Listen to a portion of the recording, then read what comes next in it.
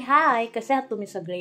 काल बोलल्याप्रमाणे आज सगळं पॅकिंग ऑलमोस्ट झालेलं आहे आणि थोडं बहुत पॅकिंग आहे ते मी आता सध्या करत होती.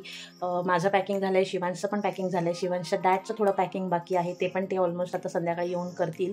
सो सगळं रेडी आहे आणि खूप एक्सायटेड आहे जाण्यासाठी. 2 दिवसापूर्वी आमची ॲनिव्हर्सरी होती, so may be anniversary gift आहे हे माझ्यासाठी विहांकडनं. सो आम्ही एक्सायटेड आहोत. बट आम्ही आता ना ट्रॅव्हल कसे करणार आहोत माहिती आहे का? आम्ही सध्या कामासाठी कोकणात होतो. सो कोकणातनं आम्ही जाणार आहोत मुंबईला. मुंबईवरनं मग आम्ही आमच्या डेस्टिनेशनसाठी निघणार आहोत. सो येत्या काही व्हिडिओजमध्ये आपल्याला मुंबईचं थोडं ट्रॅव्हलिंग दिसेल आणि नंतर मग आपल्या डेस्टिनेशनचं ट्रॅव्हलिंग दिसेल. So stay tuned. आम्ही कुठे जाणार आहोत, काय करणार आहोत, खूप मजा येणार आहे. सो असेच माझे व्हिडिओज आता ट्रॅव्हल्स व्हिडिओ येत राहतील. सो कमेंट करा, लाईक करा आणि शेअर करा. बाय. पॅकिंग झालं आहे ऑलमोस्ट. आता उद्या ट्रॅव्हलिंग करायचं आहे. सो येते सगळे ट्रॅव्हलिंग व्लॉग्स असतील. So stay tuned. कामं करून खूप थकवा आलेला. मला ना कॉफी पियायचं क्रेविंग झालं होतं. मस्तपैकी फेसवाली कॉफी बनवली आणि मस्तपैकी क्लायमेट खूप चांगलं होतं. सो बागेत गेली.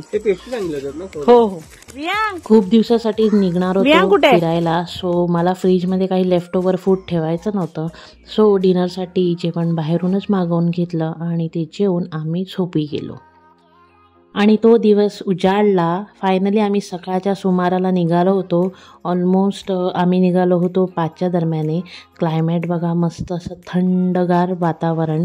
सकाळी ट्रॅव्हल करतच होतो. फटाफट गाडीमध्ये CNG भरून घेतला आणि आम्ही खेडमध्ये आमच्या फेवरेट स्पॉटला थांबलो होतो, म्हणजे हॅपी पंजाबी धाबा. सकाळ सकाळ मस्त असा 11च्या सुमारास नाश्ता करून घेतला तिकडे आणि नंतर आम्ही निघालो आमच्या पुढच्या डेस्टिनेशनला. शिवांशची नाटकी चालू होती, मला हे नाही खायचं आहे. तर शेवटी त्याच्यासाठी मस्त असं ऑमलेट मागवून घेतला आणि मी सकाळ सकाळ झाली आणि माझा चहा का नाही घेणार. सो पहिला मी चहाची चुस्की घेतली आणि मस्त एन्जॉय करत पोचलो ते म्हणजे मुंबईला. बिल्डिंगी दिसायला लागल्या म्हणजे आपली मुंबई आली. संध्याकाळी फटाफट बॅग घरी ठेवून दिल्या आणि शिवांशला त्याच्या फ्रेंड्सना भेटायचं होतं. एक्सायटेड बघा किती होता तो त्याच्या फ्रेंड्सना भेटायला. फटाफट गेलो आणि त्यांचं रिॲक्शन तुम्हाला पुढे दाखवतो.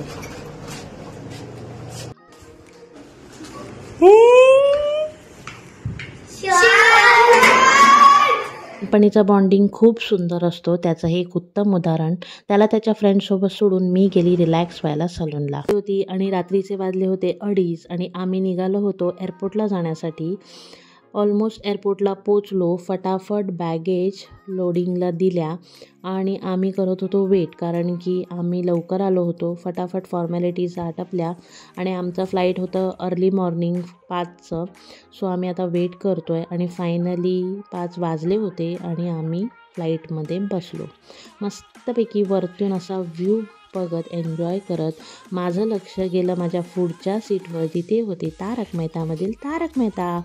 मस्तपैकी फूड एन्जॉय केलं आणि फायनली आमच्या डेस्टिनेशनला पोचलो, ते म्हणजे राजस्थानला जयपूर एअरपोर्टला. थोडी बहुत शॉपिंग केली जयपूर एअरपोर्टवरतीच आणि आमचं हॉटेलचं चेकिंग खूप टाईम होतो. सो आम्ही सकाळ सकाळच फिरायचं ठरवलं. कॅब आली होती. क्लायमेट एवढं थंड होतं ना की कान आणि सगळं गारटून गेलं होतं. सो पहिलं डेस्टिनेशन होतं ते म्हणजे जयपूरमधलं पत्रिका गेट.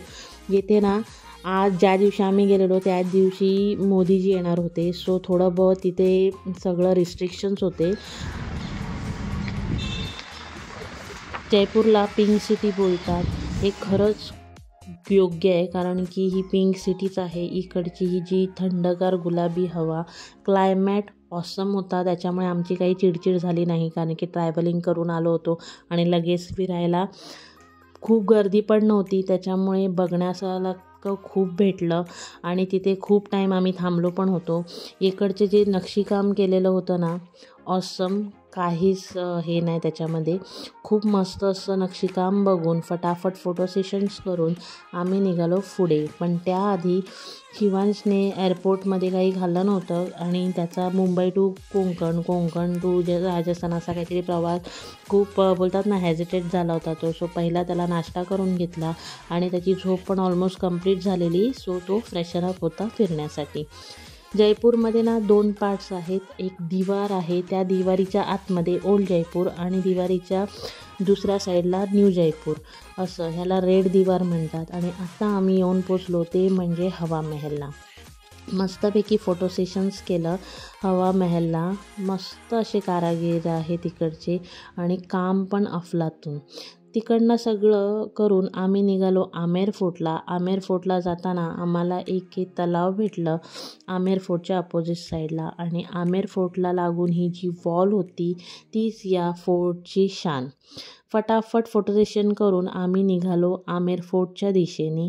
आणि आमेर फोर्टला गेलेलो. सो गाईड घेतलाच होता कंपल्सरी, कारण की आम्हाला तिकडची हिस्ट्री जाणून घ्यायची होती.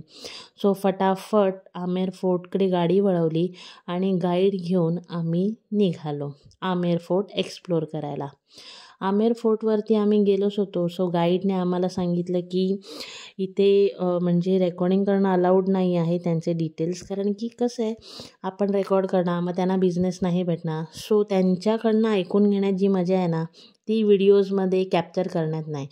आम्ही आतमध्ये गेलो, त्याने आम्हाला प्रत्येक पॉईंट्सचे सगळे डिटेल्स सांगितले, जसं हवा महल असू दे, नंतर शीश महल असू दे, अदर जयपूरमधल्या मॉन्युमेंट्स आहेत त्यांचे डिटेल्स तेही त्याने आमच्याबरोबर शेअर केले. ह्या शीश महलमध्ये जोधा अकबर आणि मुमताज ह्यांच्यासारख्या मूव्हीजची पण शूटिंग झाली होती. शीश महलमध्ये त्याने आमचं फोटो सेशन केलं. आणि हां, हे गाईड ना मस्त असे फोटोज पण काढतात, तर नक्की ट्राय करा. आणि आम्ही गाईड घेऊन काही चुकी नाही केली हे आम्हाला त्याचं फोटो सेशन आणि त्यांनी जे डिटेल्स सांगितलं होतं त्याच्यावरनं कळालं. आणि ह्याच गार्डनमध्ये तो आमेर फोर्टला गेला तर गाईड नक्की घ्या. थोडं बहुत तिकडचे मार्केट एक्सप्लोर करून आम्ही निघालो आमच्या फोर्थ डेस्टिनेशनला, ते म्हणजे जयगड फोर्टला. जयगड फोर्टला ही जी भली मोठी तोफ आहे तिचीच हाईट माणसाच्या हाईटपेक्षा पण मोठी आहे. आणि ही वन टाईमच यूज झाली, त्याच्यानंतर हिला यूज करायची कधी गरजच लागली नाही, कारण की ह्या तोफेमुळे तिकडची सिक्युरिटी एकदम भारी होती. तिकडे आम्हाला गाईड घ्यायची गरज वाटली नाही, कारण की तिकडचा इतिहास ऑलमोस्ट तिथे लिहिलेलाच होता. नंतर फटाफट आम्ही निघालो आमच्या फिफ्थ डेस्टिनेशनला, ते म्हणजे जलमहल बघायला. जलमहलला थोडं बहुत फोटो सेशन केलं. आणि हे सगळं आम्ही आमच्या फर्स्ट डेलाच केलं होतं. त्याच्यामुळे नेक्स्ट डेला आम्हाला जर कुठे जायचं असेल, मार्केट एक्सप्लोअर करायचं असेल, तर आम्हाला थोडं बहुत टाईम पण भेटेल. आणि कसं फ्लाईट पण झाली होती आणि कोकण टू मुंबई प्रवास पण झाला होता.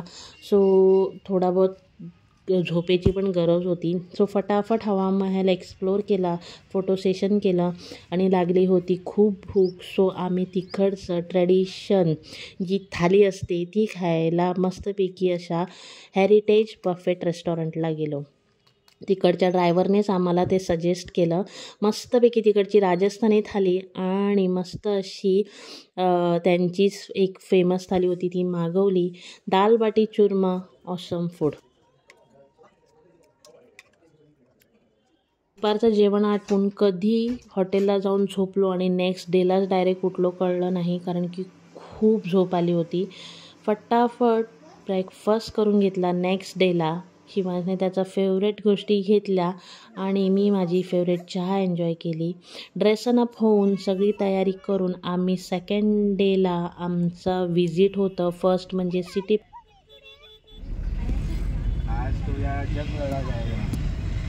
तो फिर पंगा लो भाई, अभी अंदर छोटी छोटी, अभी वो ओल्ड सिटी में देखोगे ना पहले के टाइम के, हाँ जूता जमाने में। इसको क्या 4 दीवारी बोलते हैं ना? 4 दीवारी मतलब 4 गेट के अंदर पूरा ओल्ड सिटी है ना पॅलेस. सो पहिला सिटी पॅलेसला तिकीट काढून घेतली. येथे तिकीट आहे 350 पर पर्सन. तिकीट काढून घेतली आणि येथे आम्ही पहिला पाहिला तो म्हणजे इकडचा कल्चर. नंतर आम्ही आतमध्ये गेलो. तो सिटी पॅलेसमधलं पूर्ण हिस्ट्री जाणून घेतली. आम्हाला इथे काही गाईडची गरज वाटली नाही. राजा कोणत्या प्रकारचं पाणी पियायचे तेही तिकडे एक मोठा हंडा ठेवला होता.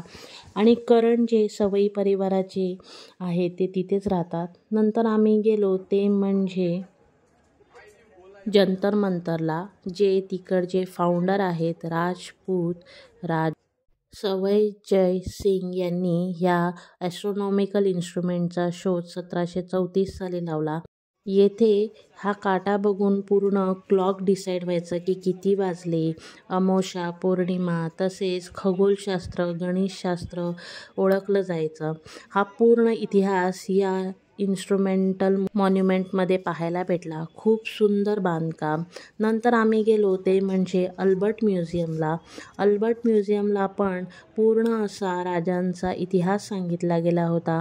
तिकडे यूज होणारे कार्पेट्स वगैरे सगळं पाहून पुढे गेलो. सो हेच ते कार्पेट आणि त्या कार्पेटवरती केलेलं काम, सगळ्या राजांचा इतिहास पूर्ण असा चित्राद्वारे रेखिटला होता. नंतर थोडं पुढे गेलो. सो तिकडे यूज होणारी त्या काळातली भांडी, स्टॅच्यूज, मूर्त्या, हत्यारं तसंच वेगवेगळ्याच्या कटलर, प्लेट्स, पुन्हा अनेक अशा शोभिवंत गोष्टी मस्त अशा म्युझियममध्ये स्टोअर करून ठेवल्या होत्या.